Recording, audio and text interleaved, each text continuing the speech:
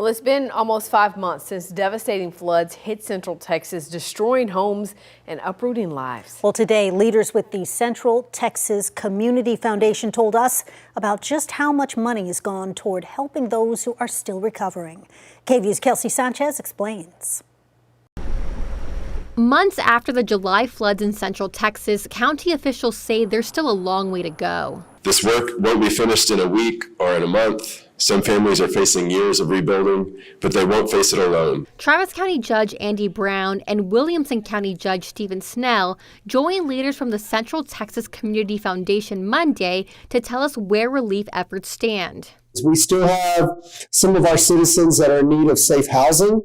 We have mold remediation ongoing, emergency financial assistance. According to the foundation, through the CARES Fund it launched in both counties, just over $3 million have gone out to 115 residents so far. In total, they've raised about $8 million for long-term recovery. Travis County Judge Andy Brown said that 80 residents in the county received about $2.5 million from the money raised. However, he did note that many families affected from the floods were without flood insurance, and those costs alone were overwhelming. Even if you did have flood insurance, coverage often tops out at $100,000 or sometimes $250,000, leaving a lot of these households with additional enormous out-of-pocket expenses.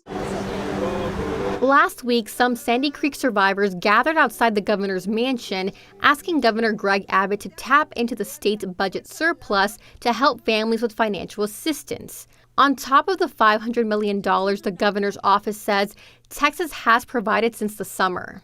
KVUE asked county officials if asking the state for more help is an option. I know that the state of Texas will take all those needs into consideration.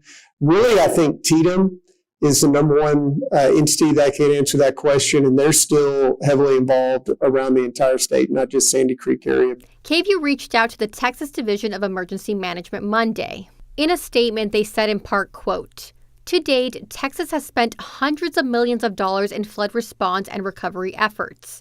We look forward to continued productive discussions with lawmakers as to how we best support local officials in their execution of emergency management activities." So while more people wait to get help, local leaders say they'll keep providing relief where they can. In Sandy Creek, Kelsey Sanchez, KVUE News. The Community Foundation has opened a second round of applications for assistance. Those are open through January 31st. And for more information, just look for this story on our website, kvue.com.